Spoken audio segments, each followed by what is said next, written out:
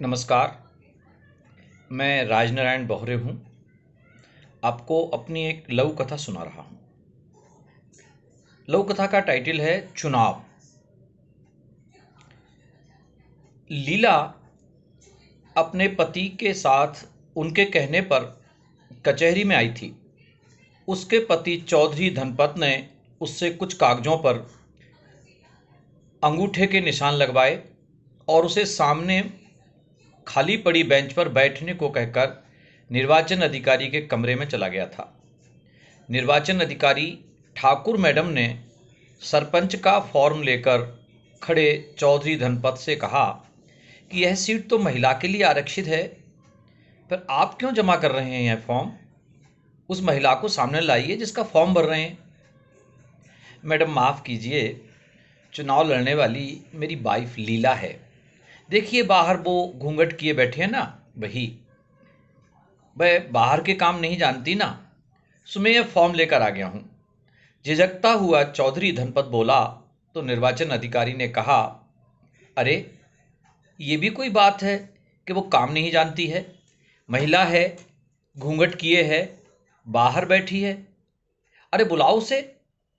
मुझसे उन्हें क्या झिझक होगी? जाओ जाओ, आप जाओ, उन्हें ही भेजो। धनपत ने वहीं से इशारा किया तो लीला उठकर भीतर आ गई। ठाकुर मैडम बोली, चौधरी जी आप बाहर जाइए। शर्मिंदा सा होकर धनपत बाहर चला गया तो ठाकुर मैडम बोली, अपना घूंघट हटाइए। लीला झिझकी तो ठाकुर मैडम खुद उठी और लीला का घूंघट हटा दिया।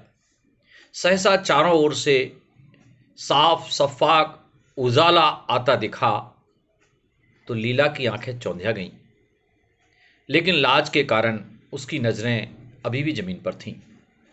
ठाकुर मैडम ने उसे टोका, आप दिखने में तो कितनी स्मार्ट लगती हैं, लेकिन बिल्कुल निरक्षर हैं क्या? लीला धीमी आवाज़ में हिचकते हुए बोली, ना जी, मैं तो बीए पास हूँ। अरे फिर अंगूठा क्यों लगाया? लो मेरा पेन लो, दस्तखत करो। तुम्हें पता है कि तुम्हारा पति तुम्हें चुनाव में खड़ा कर रहा है? कल को सरपंच बन गई तो वहां भी तुमसे अंगूठा लगवाकर जाने कितने उल्टे सीधे काम करेगा। पर्दे के बाहर से झांकते धनपत को देख ठाकुर मैडम ने उसे भीतर आने का इशारा किया तो वह उमकता हुआ भीतर आ पहुंचा। मैडम ने डांटते हुए उससे कहा, झूठ बोलते हो, ये लड़की तो बीए तक पढ़ी हुई है और आप इससे निरक्षरों की तरह अंगूठा लगवा रहे थे। बड़े सियाने दिखते हो, आप कहाँ तक पढ़े लिखे हैं? बगले झांकता हुआ धनपत बोला, हम ठाकुरों में बैयर मानिया कितनी भी पड़ जावें, अंगूठा टेक ही मानी जावे हैं मैडम जी। इस बीए पास लीला से तो मैं इंटर पास मानुस ज़्यादा होशियार हूँ। बदमाशी को होशियारी कहते हो? ठाकुर मैडम के भीतर बैठा मजिस्ट्रेट अपनी चुनाव अधिकारी की पदवी भूलकर बाहर आ गया। वे ऐंठकर बोली, बहुत हेकड़ी मार रहे हो, अभी अंदर करा दूंगी तुम्हारी इस होशियारी पर। इतनी पढ़ी लिखी पत्नी है और उसे बिना पढ़ी लिखी बताते हो। आज से इसको सम्मान देना सीखो और सुन लो, अगर यह चुनाव जीत गई तो सारे काम यही करेगी। ऐसा ना हो कि पंचायत की बैठक में ये घूंघट डाल के बैठे और इसके नाम से सारे काम तुम करते रहो। तुम्हें पता ही होगा कि तुम्हारी जनपद पंचायत की सीईओ मैं ही हूं। ठाकुर मैडम के कमरे से बाहर निकलते ही धनपत ने पहली बार लीला के साथ बहुत सम्मान से बात करना शुरू किया था और अब भी उसका वही व्यवहार था। तो लीला को अपने 10 साल के वैवाहिक जीवन में पहली बार वह दिन देखने को मिला था जब जीप में बैठते समय धनपत ने कहा था कि क्यों घूंघट लटकाए बैठी हो? सुना नहीं मैडम ने क्या कहा था? हटा लो घूंघट। जब एक बार हट गया तो सदा के लिए हट गया। ये साला चुनाव भी क्या क्या करवाता है।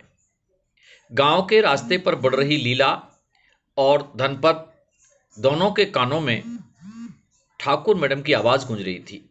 दोनों सोच रहे थे कि आज तो जो होना था सो हुआ, कल से इसका क्या होगा। पर्दे और लाज लिहाज से दोनों का मतलब था, एक ही तो मतलब था, स्त्री का अंधेरे में कैद रहना। सोच रहा था धनपत, देखो चुनाव क्या क्या करवाता है। धन्यवाद।